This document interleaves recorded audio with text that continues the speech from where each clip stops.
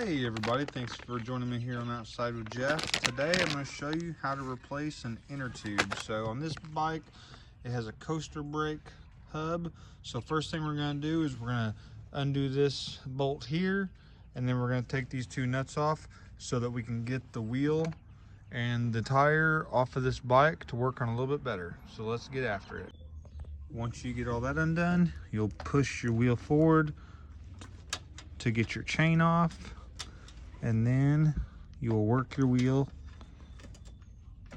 off the bike. Once you have the wheel off the bike, I like to take a big flat screwdriver and get your tire started around the rim, take it all the way around, and then separate it. Once you get one side off, take the screwdriver through the other side, and you're going to do the same thing, and you're going to work it around the rim just like so. Once it gets started, you can easily separate everything, just like that.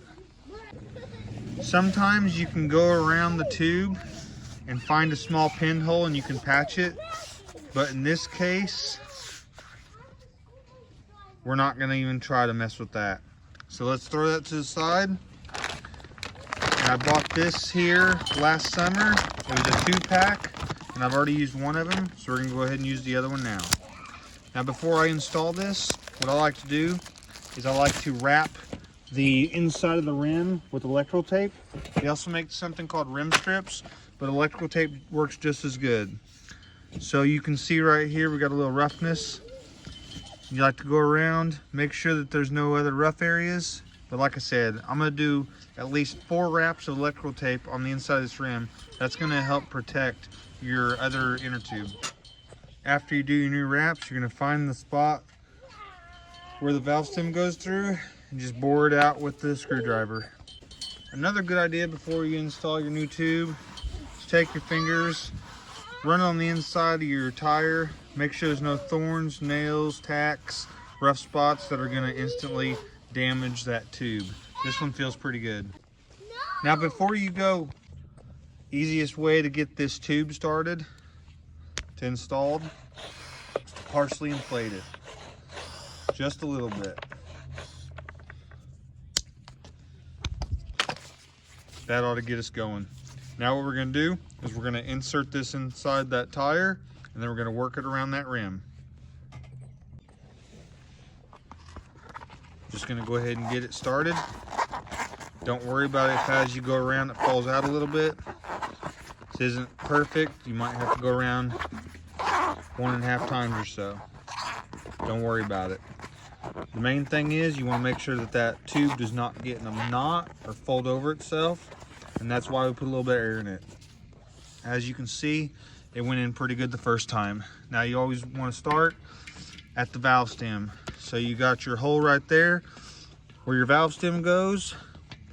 You take your valve stem, put it through, and what I like to do is go ahead and get the cap and install the cap. That way it helps keep your tube installed. Next, after we get that run down just like so, is we'll go ahead and go make sure your tire is on the inside of your rim on that side, inside that one, and then just work it around. Just work it around, pinching it as you go. Your tube is going to be protected on the inside of your wheel. You just roll it, roll it, roll it. All right, as you can see, it's all the way on. Now what we're gonna do is we're gonna inflate it a little bit more. We're not gonna fully inflate it, but we are gonna go ahead and give it some more air. Whoops, didn't mean to take you for a ride. Put this pump on. This is, I recommend a good hand pump. I've had this hand pump for almost 20 years and it's still getting the job done. Now this tire itself has seen better days. It's definitely dry rotted, but by the time it actually needs replaced, my child will have outgrown this bike. All right, we've got about 15 pounds in it right now. Gonna go ahead and take that off. That'll be enough for us to continue the installation.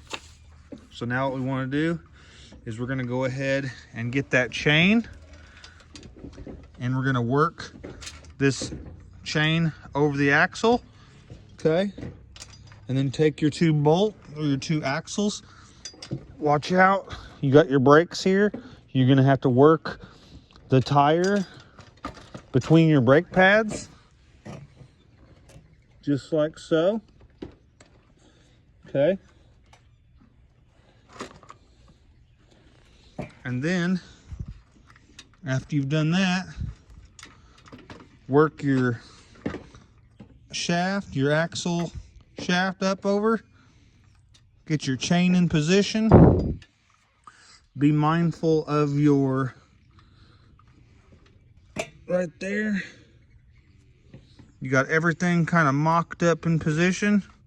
And then we can go ahead and put the axle nuts on and get things straightened out. Start your axle nuts just like so, but don't tighten them down all the way, because we're gonna need a little bit of flexibility for this brake. We're gonna go ahead and get our bolt for the brake, because this is a coaster brake wheel, and we're gonna run that through.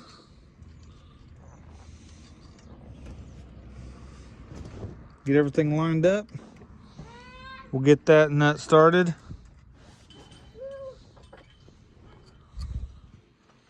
Once we get that started, make sure the chain